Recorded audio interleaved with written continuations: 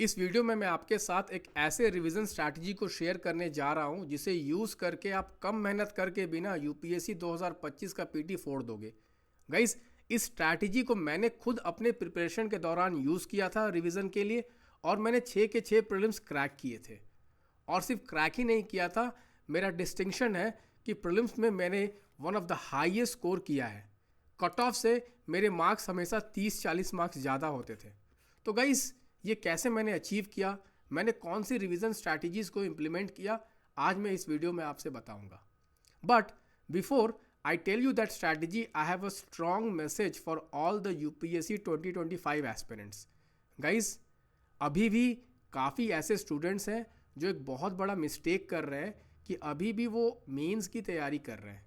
आज सुबह से मेरे को 2-3 ऐसे मैसेज आए कि सर, क्या अभी भी हमें मेंस में प्रिपरेशन जारी रखना चाहिए, हमें कितना टाइम मेंस में देना चाहिए अभी भी। गाइस, यदि आपने पीटी अभी तक क्रैक नहीं किया है, यदि आपका ये पहला अटेम्प्ट है, या यदि आप लास्ट 2-3 साल से पीटी निकालने में स्ट्रगल कर रहे हो, तो मेरा आपसे स्ट्रॉन्ग सजेशन है कि अब आप अपनी तैयारी को प्रीलिम्स ओरिएंटेड कर दीजिए। गाइज, हर साल आप देखोगे ऐसे सैकड़ों स्टूडेंट्स होते हैं जो लास्ट ईयर इंटरव्यू तक भी पहुंच गए हैं, पर वो अगला पीटी नहीं निकाल पाते हैं। Guys, out of all the stages of the exam, PT, mains और इंटरव्यू, पीटी सबसे ज़्यादा टफ है, पीटी सबसे ज़्यादा अनप्रेडिक्टेबल है। आपने काफ़ी बार देखा होगा कि रैंक लाए हुए बच्चे भी अगले साल पीटी नहीं निकाल पाते हैं। तो गाइज़, मेरा आप सबसे हम्बल रिक्वेस्ट है कि पीटी को थोड़ा ज़्यादा सिंसियरली लीजिए, पीटी को थोड़ा ज़्यादा सीरियसली लीजिए। यदि आप पीटी को लाइटली लेंगे तो पीटी आपको लाइटली लेगा और आप पीटी में ही अटके हुए रहोगे, और आपका यूपीएससी क्रैक करने का ड्रीम कभी रियलिटी नहीं बनेगा। तो चलिए स्टार्ट करते हैं। तो गाइज़, एक चीज़ को आपको ध्यान रखना है कि जो आपकी रिवीजन स्ट्रैटेजी होगी, वो जो आप साल भर से पढ़ाई कर रहे हैं उससे डिफरेंट होगी। यदि आप वही काम पूरे साल भर जो आप कर रहे थे अभी भी वही काम करोगे तो उसे रिवीजन नहीं कहलाएगा। ये मैं आपको पॉलिटी का लक्ष्मीकांत बुक लेके डेमॉन्स्ट्रेट करूँगा। गाइज, आप जानते हैं कि लक्ष्मीकांत बुक में मोर देन 90 चैप्टर्स हैं।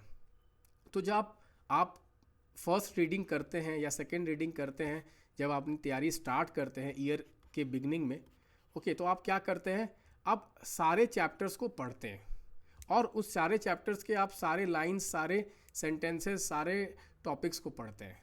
बट रिवीजन में आपको वो नहीं करना है। आपको सारा चैप्टर पढ़ने की कोई ज़रूरत नहीं है। आपको करना क्या है कि जो भी स्टैटिक बुक्स है, लाइक लक्ष्मीकांत की बुक है, आपको वो चैप्टर्स को आइडेंटिफाई करना है जो हाई यील्डिंग चैप्टर्स हैं। हाई यील्डिंग चैप्टर्स का मतलब जिससे हर साल क्वेश्चन आता है। For example, parliament. आप देखोगे ना, लास्ट 10 साल में हर साल क्वेश्चन आया पार्लियामेंट से, हर साल क्वेश्चन आया पार्लियामेंट, कभी कभी तो 3 से 4 क्वेश्चन आए सिर्फ पार्लियामेंट से। ऐसे बहुत सारे और चैप्टर्स हैं जिससे हर साल क्वेश्चन आता है। तो पहले तो आपको वो चैप्टर्स आइडेंटिफाई करने हैं जो चैप्टर्स आपको हर साल रिपीट होते हैं। वो हो गए मोस्ट इंपॉर्टेंट थीम्स। सेकेंड, आपको करना क्या है कि करंट अफेयर्स पे फोकस करना है। उस चैप्टर का करंट अफेयर्स पे फोकस करना है, उस सब्जेक्ट का। ओके, क्यों करंट अफेयर्स से फोकस करना, और करंट अफेयर्स से आपको मालूम चलेगा कि कौन से वो इंपॉर्टेंट चैप्टर है जहाँ पे आपको फोकस ज़्यादा करना है। आपको मैं 2023 का क्वेश्चन दिखाता हूँ। ये 2023 का क्वेश्चन है, आप देख सकते हैं, इलेक्शन ऑफ प्रेसिडेंट। अगेन ये भी 2023 का क्वेश्चन है, इलेक्शन ऑफ प्रेसिडेंट। ओके, यहाँ पे दिया हुआ कैसे वोटिंग होती है, यहाँ पे दिया हुआ है कुछ कि इलेक्शन ऑफ प्रेसिडेंट की कुछ निटी-ग्रिटीज़ पे क्वेश्चन आया था। ये 2023 में ही इलेक्शन ऑफ प्रेसिडेंट क्यों आया था? क्योंकि आप देखोगे 2022 के जुलाई में हमारे प्रेसिडेंट का इलेक्शन हुआ था। आप ये न्यूज़पेपर का क्लिपिंग देख सकते हैं, Droupadi Murmu elected 15th president of India on July 22, 2022। तो ऑब्वियसली जुलाई तक तो प्रीलिम्स का एग्ज़ाम हो जाता है उस साल का, तो 2022 में वो नहीं पूछ पाए, तो 2023 में 2 क्वेश्चन उन्होंने पूछा है प्रेसिडेंट के इलेक्शन में। सिमिलरली आप देखिए 2024 का ये क्वेश्चन है, ये क्वेश्चन 2024 का है, एथिक्स कमेटी।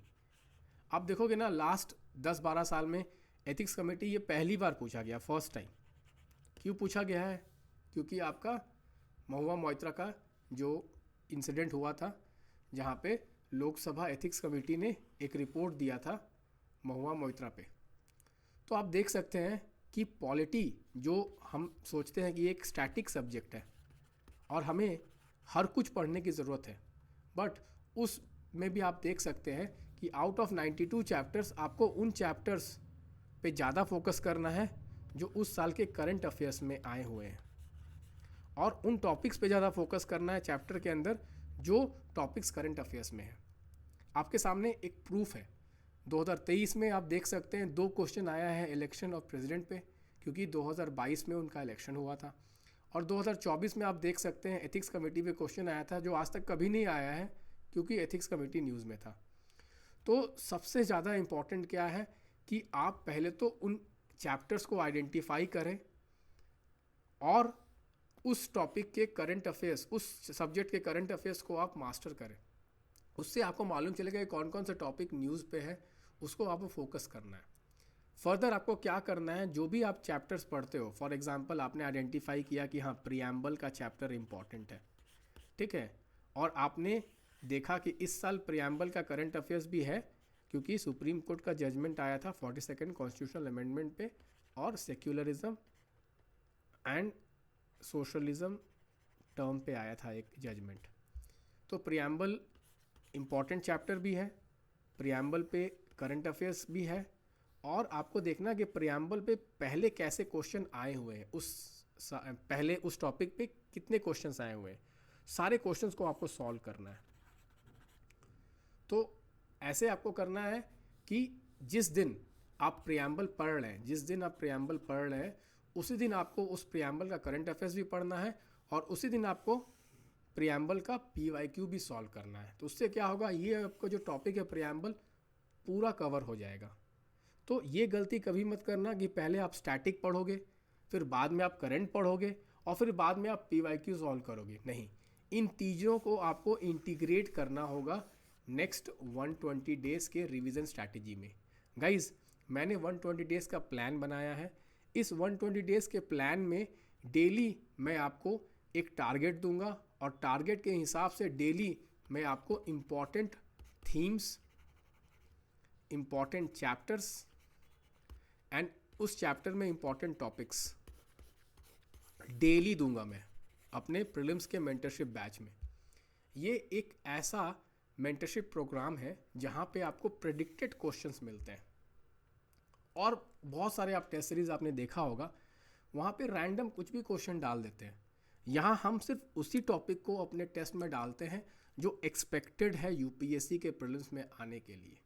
इसीलिए गाइस, हर साल आप देखो कि बहुत सारे क्वेश्चंस मेरे टेस्ट सीरीज से आते हैं क्योंकि मैं सिर्फ प्रेडिक्टेड क्वेश्चंस पे ही क्वेश्चन फ्रेम करता हूँ।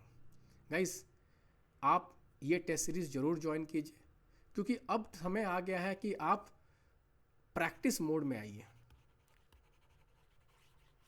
स्टडी मोड तो आप थे लास्ट 6 महीने, 7 महीने, 8 महीने से आप स्टडी मोड में थे, आपको रीडिंग मोड में थे, रीडिंग कर रहे, बट अब एक समय आ गया जब आपको प्रैक्टिस मोड में जाना है। डेली आपको प्रैक्टिस करने हैं कुछ क्वेश्चंस।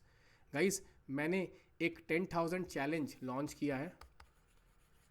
नेक्स्ट आपको 120 डेज़ में यदि इन 10,000 क्वेश्चंस को आप सॉल्व करेंगे तो आपको बहुत ज़्यादा कॉन्फिडेंस आ जाएगा UPSC PT को लेकर। गाइस, आपको कुछ भी क्वेरी है तो आप मेरे को कांटेक्ट कीजिए, I will definitely help you. मेरा कांटेक्ट नंबर इस वीडियो के डिस्क्रिप्शन में दिया रहेगा। Thank you guys, bye bye, take care.